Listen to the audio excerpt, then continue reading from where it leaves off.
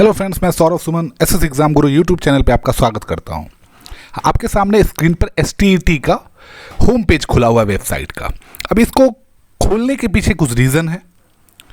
जैसे कि आपको पता है कि 30 तारीख से ही फॉर्म एडमिट कार्ड डाउनलोड होना शुरू हो गया था। सेंटर कहाँ किसको दिया गया है, इसके पीछे का लॉजिक तो सिर्फ बिहार स्कूल एग्जामिनेशन बोर्ड को पता होगा। विद्यार्थियों के हित में न सेंटर रहा गया है, साथ में सबसे बड़ी शिकायत आ रही है करेक्शन को लेके कि बहुत सारे जगहों पे ऐसा हुआ है, बहुत सारे स्टूडेंट के साथ कॉम्बिनेशन में दिक्कत हो गई है। तो उस कॉम्बिनेशन को ठीक करने के लिए कोई उपाय नहीं दिया जा रहा है। अब कॉम्बिनेशन की गलती के पीछे बोर्ड इसलिए जिम्मेवार होना चाहिए क्योंकि कभी ये चेंजिंग, कभी वो चेंजिंग, कभी इस सब्जेक्ट के साथ आपने ग्रेजुएशन किया है तो आप ये सब्जेक्ट के साथ नहीं भर सकते, कभी इसके साथ भर सकते, जो ऐसा पूरा झमेला तैयार कर दिएगा। जिसके कारण क्या होता है कि आप जब फॉर्म बनाते हैं बच्चों को एप्लीकेशन दिलवाने के लिए, आवेदन करने के लिए, तो उसको इतना ईजी रखा जाता है प्रोसेस को कि बच्चे कन्फ्यूज ना हो। और अगर कंफ्यूज होते हैं तो बच्चे कांटेक्ट करके ठीक कर लें। पर आप जानते हैं कि अपने यहाँ कांटेक्ट वाली पॉलिसी का क्या हालत है। तो आपने इतना कॉम्प्लिकेटेड बनाया जिसके कारण क्या हो रहा था कि बहुत सारे बच्चों का चेंज हो गया है।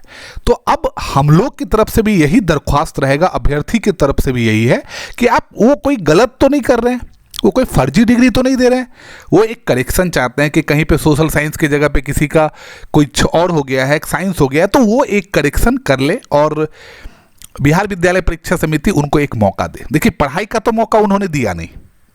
अब इसके पीछे का लॉजिक रीज़न क्या है वो जानते हैं। क्योंकि बिना पढ़ाई के, अब आप बोलेंगे कि आज से पहले हमने बोल दिया था, तो भाई आप 4 साल के बाद एसटीईटी का आयोजन कर रहे हैं। अगर आप कॉमर्स वाला पार्ट को छोड़ दें जो पिछले साल आयोजित हुआ था परीक्षा, तो आप 4 साल के बाद कर रहे हैं।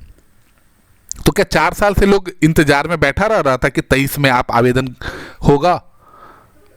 इतने दिन में तो गंगा में कितनी पानी बह गई। तो कम से कम 2 महीने का समय भी तो आपको देना चाहिए था एग्जाम के लिए। अब दिक्कत कहाँ कहाँ आ रहा है, बहुत सारे बिहार निवासी बिहार के बाहर रहते हैं, पढ़ाई करते हैं, जीवन यापन करते हैं, लेकिन वो कनेक्टेड है। अब वो 1 से 2 दिन में पेपर देने कैसे बिहार आके देंगे? आप सोचते हैं, क्योंकि आप एक दिल्ली का एग्जाम्पल लीजिए, वहाँ से बिहार आना कितना टफ है, ट्रेन में टिकट की व्यवस्था से लेके हर कुछ। तो ये सब का ध्यान तो कम से कम 1 महीने की समय सीमा को बढ़ाना चाहिए था। लेकिन यहाँ पे तो आपने एक वायरल लेटर में देखा था, हमने अपने चैनल में भी डाला था कि 18 तारीख तक रिजल्ट देना है। और इसकी जल्दबाजी क्यों है, अब उसके बारे में हम आपको बताएंगे कि ये इतना हड़बड़ाहट क्यों है। तो ये हड़बड़ाहट के पीछे देख लीजिए, 31 अगस्त को 2023 को ये शिक्षा विभाग बिहार सरकार का एक लेटर है, जिसमें विषय क्या है वो देख लीजिए। राज्य के प्राथमिक, मध्य माध्यमिक एवं उच्चतर माध्यमिक विद्यालय एवं शिक्षकों से संबंधित आंकड़ा उपलब्ध करवाने के संबंध में। और वो कितने देर में चाहना चाहिए? 24 घंटे के अंदर उपलब्ध करवाना है।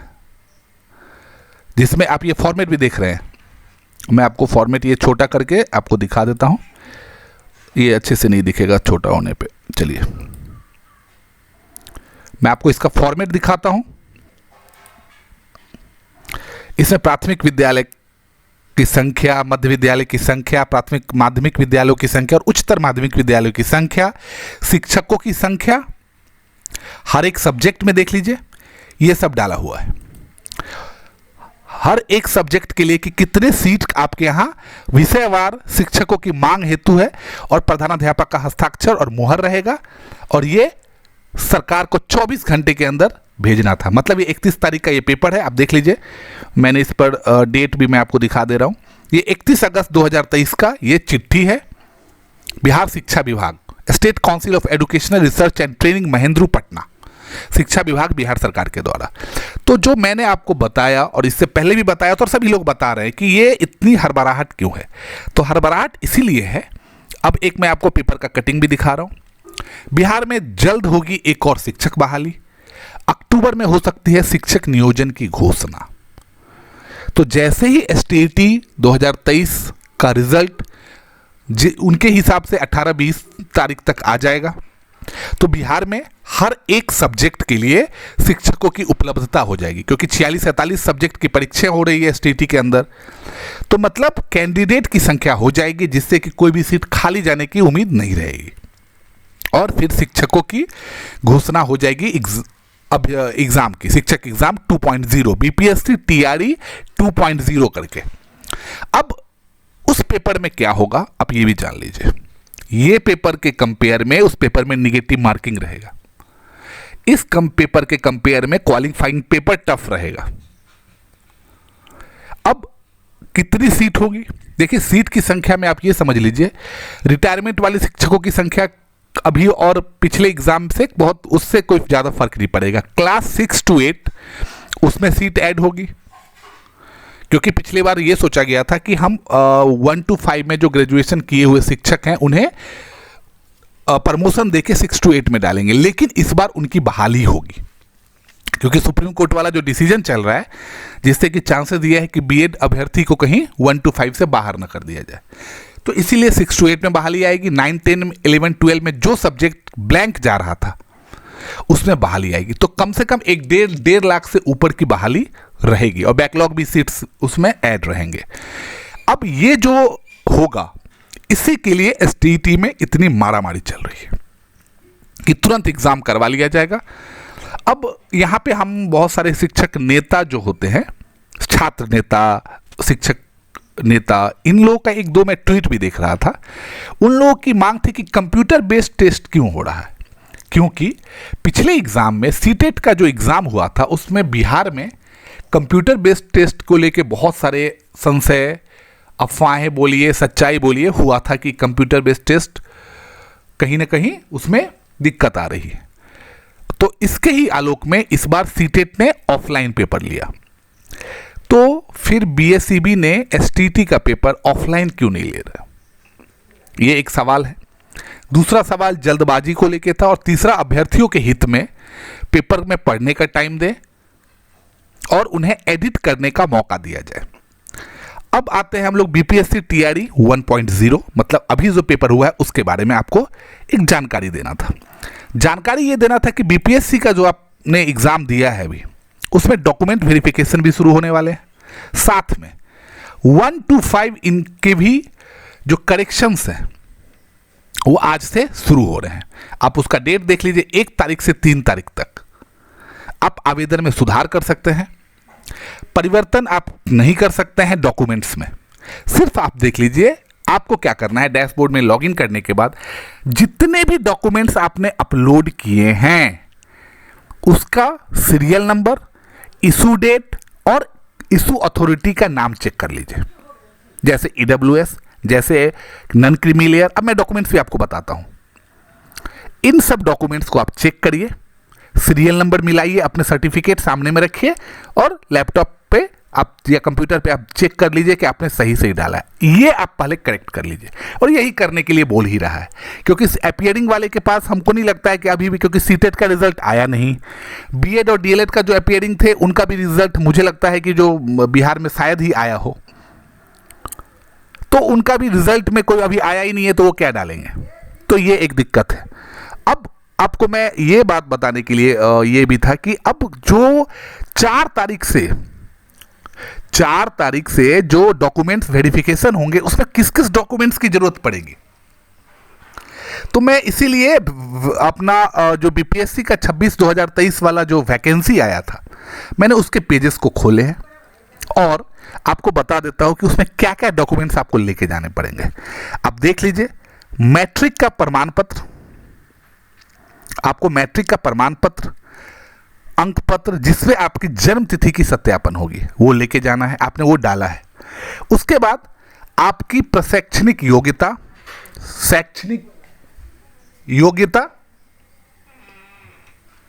और शिक्षक पात्रता या दक्षता परीक्षा, जैसे आपने सीटेट क्वालिफाई किया है, आपने स्टेट क्वालिफाई किया है, आपने बीएड किया है, आपने डीएलएड किया है, आप ग्रेजुएशन किए हो, सबके डॉक्यूमेंट्स, हर एक मार्कशीट, क्योंकि आपने वो अपलोड किया है, सबके सीरियल नंबर आप एडिट करके ठीक कर लेना अगर कोई गलती हो तो।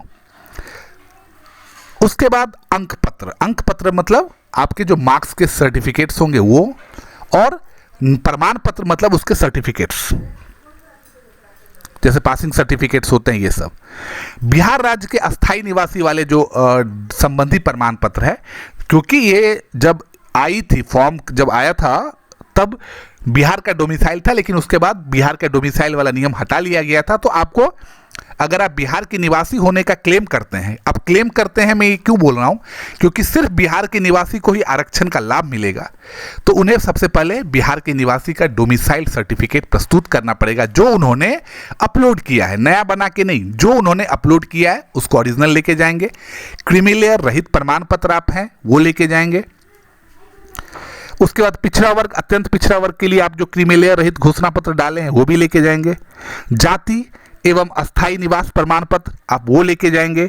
ईडब्ल्यूएस का आप प्रमाण पत्र लेके जाएंगे। दिव्यांगता, जो डिसेबल कैंडिडेट रहे उनका आप लेके जाएंगे। अगर आप भूतपूर्व सैनिक वाला है तो आप उसको लेके जाएंगे।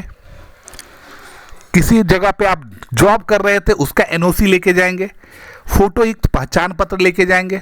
आधार कार्ड लेके जाना है। अपने कुछ फोटोग्राफ साथ में लेके जाइएगा।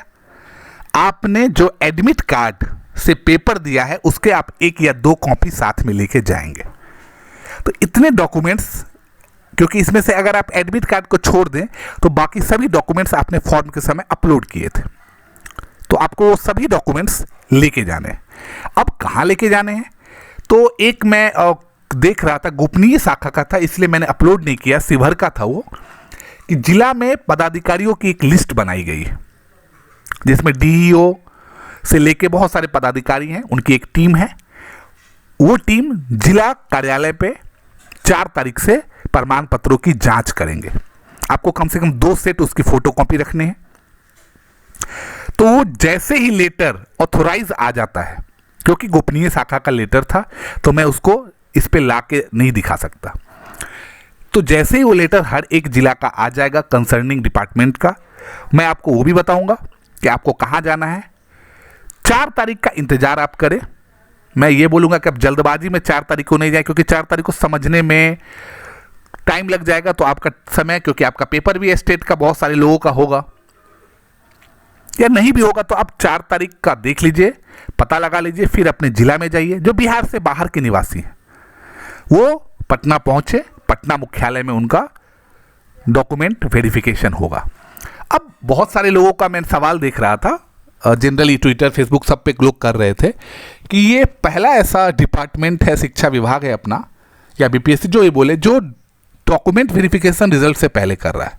तो इसके पीछे का आप रीज़न आपको नहीं पता। इसके पीछे का रीज़न यह है कि फर्जी किसी भी डॉक्यूमेंट्स को पहले ही वेरीफाई कर लिया जाएगा, जिससे कि रिजल्ट में वेटिंग वाली स्थिति ना हो। अब मान लेते हैं 100 सीट है, 100 कैंडिडेट पास हो गए और उसमें से 10 कैंडिडेट के डॉक्यूमेंट्स बाद में फर्जी पाए गए, तो फिर से वेटिंग वाली स्थिति आ जाएगी। इसीलिए सरकार ये कदम उठा रही है, बीपीएससी ये कदम उठा रहा है कि आप पहले से ही डॉक्यूमेंट वेरीफाई कर लें। जो फर्जी होंगे वो आएंगे ही नहीं वेरिफिकेशन के लिए। और ये बोल भी दिया गया है कि वो उन पर सीधा क्लेम कर दिया जाएगा, केस कर दिया जाएगा। तो जो भी फर्जी डॉक्यूमेंट्स है, इसमें से जितने भी डॉक्यूमेंट्स अगर उसमें से एक भी डॉक्यूमेंट्स, चाहे वो ईडब्ल्यूएस हो, एनसीएल हो, जाति प्रमाण पत्र हो, अस्थायी निवास प्रमाण पत्र हो, या marksheet, BEd, DElEd, STET, CTET, किसी का भी डॉक्यूमेंट्स अगर गड़बड़ है, फर्जी है, तो वो तो फंस जाएंगे।